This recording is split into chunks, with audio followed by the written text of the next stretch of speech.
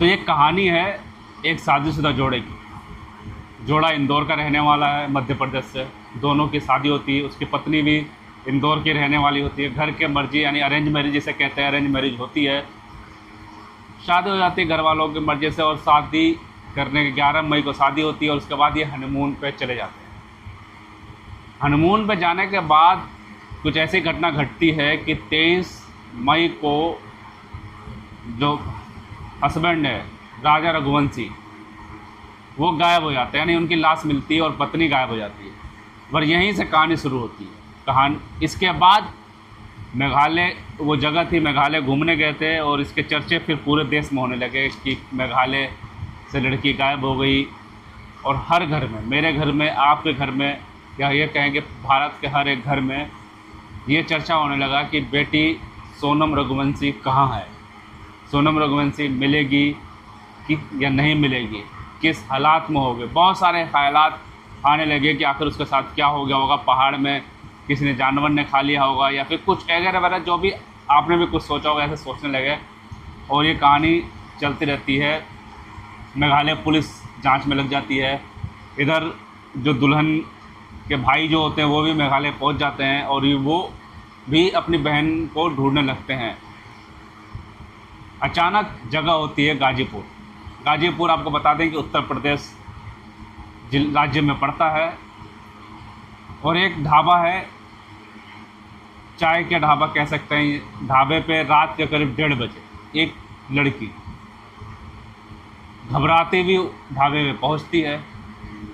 उसके बाल उजड़े हुए होते हैं, और बहुत घबराहट को देखकर जब वहाँ का मालिक देखता है तो उस लड़की को अटेंशन करता है, क्योंकि रात के 1:30 बजे अकेली लड़की, बिखरे हुए बाल, घबराहट सी, तो कुछ ना कुछ उसे लगता है कि इस लड़की के साथ कुछ ना कुछ तो हुआ है। आखिर ये लड़की है कौन, जिज्ञासा उसके मन में भी आती है।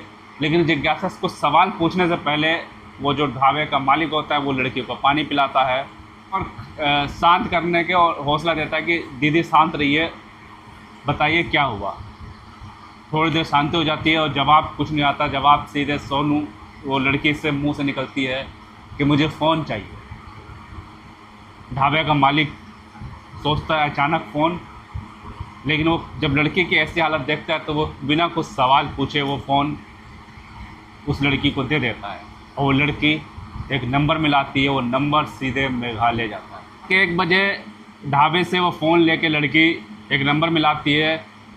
नंबर होता है गोविंद का। फ़ोन उठाता गोविंद, और जो पीछे से आवाज़ आती है उसको सुनकर वो चौंक जाता है। सीधे एक सवाल निकलती है कि तुम कहाँ हो। आखिर वो लड़की कौन है? वो लड़की है सोनम रघुवंशी, जिसकी तलाश मेघालय पुलिस से लेकर उसके भाई और पूरे भारत वालों को थी कि वो लड़की जल्दी मिले। लेकिन भाई को यकीन नहीं होता था। भाई दोबारा उसको वीडियो कॉल करता है। वीडियो कॉल करने पे जब वो लड़की उसको देख जाती है तो फिर वो ढाबे वाले से बात करता है। साहिल यादव ढाबे वाले का नाम था। उसको बताता है कि ये जो है सोनम रघुवंशी है, और इसको कहीं जाने मत दीजिएगा, हम आते हैं और हम पुलिस वालों को भी भेजते हैं। जो ढाबे का मालिक था सोहन यादव, उसने भी ये कहानी, ये न्यूज़ 1 हफ्ते से लगातार फॉलो कर रहा था, और वो समझ जाता है पूरा मामला। उधर गोविंद मेघालय पुलिस को बताता है कि सोनम रघुवंशी जो है उत्तर प्रदेश में मिली है, गाजीपुर में एक ढाबे पे। उधर गाजीपुर की पुलिस आती है और सोनम को ले जाके एक, जहाँ में महिलाएं रुकती हैं थाने में, वहाँ रोक दिया जाता है। अब कहानी बताते हैं। मेघालय के डीजीपी उधर प्रेस कॉन्फ्रेंस करती है और राजा रघुवंशी की हत्यारों को गिरफ्तार कर लेती है। 4 हत्यारे गिरफ्तार होते हैं, जिनका नाम है आकाश राजपूत, राज कुशवाहा, विशाल चौहान और आनंद। ये चारों लोग गिरफ्तार होते हैं। और इन सबसे बातचीत करने में जो डीजीपी थी वहाँ बताती हैं कि असली सुराग जब वो लोग मेघालय आए थे, मेघालय में जो उनका गाइड था, गाइड से मिली। गाइड से एक खबर आई थी कि एक बार जब पहाड़ों पे घूम रहे थे तो राजा कुशवाहा के साथ 3 लोग और थे, और जो सोनम थी वो पीछे चल रही थी। जब गाइड से पूछा कि क्या बात कर रहे थे, तो गाइड ने ये कहा कि बात तो कुछ कर रहे थे, लेकिन वो हिंदी में बात कर रहे थे, तो मैं वो समझ नहीं पा रहा था कि बातचीत क्या कर रहे थे। तो इस तरीके से सुरागों को जोड़ते जोड़ते जो है मेघालय पुलिस ने ये केस सुलझाया। लेकिन इस केस में सबसे बड़ी बात और सबसे बड़ा जो मास्टरमाइंड था उसका नाम जान के आप भी हैरान हो जाएंगे। मेघालय पुलिस ने कहा कि वो मास्टरमाइंड कोई और नहीं, सोनम रघुवंशी है। बिल्कुल सही सुना आपने, सोनम रघुवंशी। और यही बात करने के बाद जो मैंने शुरू में कहा कि भरोसा टूट गया। सोनम तो मिल गई लेकिन भरोसा टूट गया। अब इनके थोड़े बैकग्राउंड पीछे चलते हैं कि आखिर इनकी शादी हुई कैसे। और आप बताते हैं कि सोनम रघुवंशी के पिता की एक बिजनेस अपना था, प्लाई का बिजनेस इंदौर में ही था, और उसका भाई संभालता था क्योंकि पिता की तबीयत ख़राब रहती थी तो जो गोविंद था उसका भाई संभालता था। और अपनी पढ़ाई पूरी करने के बाद सोनम भी उसमें HR उस कंपनी को, अपनी कंपनी को ज्वाइन कर देती। वहीं पर एक मैनेजर काम करता है, राज कुशवाहा। ये वही राज कुशवाहा है जिसको पुलिस ने गिरफ्तार किया। इन दोनों की दोस्ती हो जाती है, दोस्ती कहें या फिर अफेयर कहें। तो शादी कैसे होती है? शादी के लिए इंदौर में एक जगह थी, वहाँ पे मंदिर है, मंदिर में पर्चे एक्सचेंज होते हैं, यानी जिसको लड़की वालों को लड़के की ज़रूरत होती है तो लड़की वाले अपना डिटेल रख के पर्चा डाल देते हैं और लड़के वाले भी इसी तरह करके पर्चा डाल देते हैं। इत्तेफाक से वो पर्चा राजा रघुवंशी और सोनम रघुवंशी आपस में मिले और शादी हुई। 11 मई को शादी हो जाती है।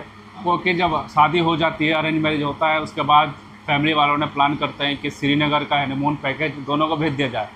लेकिन उनके पंडित जी ने मना कर दिया कि 5 जून से पहले दोनों को बाहर नहीं जाना है। तो ये जो पैकेज था श्रीनगर वाला वो कैंसिल कर दिया परिवार वालों ने, मतलब जाना कैंसिल हो गया। लेकिन अचानक 9 दिन के अंदर अंदर उनकी पत्नी सोनम रघुवंशी जो है प्लान बनाती है मेघालय का कि वहाँ चलेंगे और सब कुछ टिकट वगैरह बुक करती है। यानी इसका मतलब यह है कि इसकी सुपारी इंदौर से ही दी जा चुकी थी कि इनकी जो राजा रघुवंशी की हत्या करनी है, या कहें कि पूरी प्लानिंग पहले से तैयार थी। और एक बात और है कि इतने सारे गहने जो पहन के जा रहे थे, तो बता रहे राजा रघुवंशी की माँ ने पूछा कि इतने बेटे गहने क्यों लेके जा रहे हो? तो उन्होंने कहा कि मेरी पत्नी ने, सोनम ने कहा है कि गहने पहन के चलो। वो वहाँ पहुँच जाते हैं। पूरी कहानी यही है कि ये जो प्लानिंग थी, जैसे जो मेघालय पुलिस ने खुलासा किया है कि इंदौर से भी पहले से ही इसकी सुपारी दी जा चुकी थी। सुपारी कहा जा रहा है कि सोनम रघुवंशी और राज कुशवाहा जो उस कंपनी में काम करते थे, इन दोनों ने मिलकर बनाया। दोनों में अफेयर था, घर वालों को पता नहीं था। हालांकि जो लड़की के पिता हैं, सोनम के पिता जो हैं, वो कह रहे हैं कि मेरी बेटी ऐसा नहीं कर सकती। पुलिस पर आरोप लगा रहे हैं कि पुलिस झूठ बोल रही है। अभी बहुत कुछ खुलासा होना बाकी है। सोनम ने हालांकि एक्सेप्ट कर लिया है कि वो ने ऐसा प्लान किया है, वो टूट चुकी है। और जो लगातार पत्नियों द्वारा पति की हत्या या पति के द्वारा पत्नियों की हत्या बढ़ती जा रही। एक भरोसे का रिश्ता जब जुड़ता है पति पत्नी का, तो पूरा 2 परिवार एक साथ भरोसा होता है और आसपास के समाज को भी होता है कि पत्नी पति को धोखा नहीं देगी और पति जो है पत्नी को धोखा नहीं देगा। लेकिन आखिर क्यों भरोसे लगातार टूटे, चाहे वो मेरठ की घटना हो या चाहे अब ये। इसलिए कहा गया है कि सोनम तो मिल गई, बिटिया तो मिल गई, लेकिन भरोसा टूट गया। भरोसा सिर्फ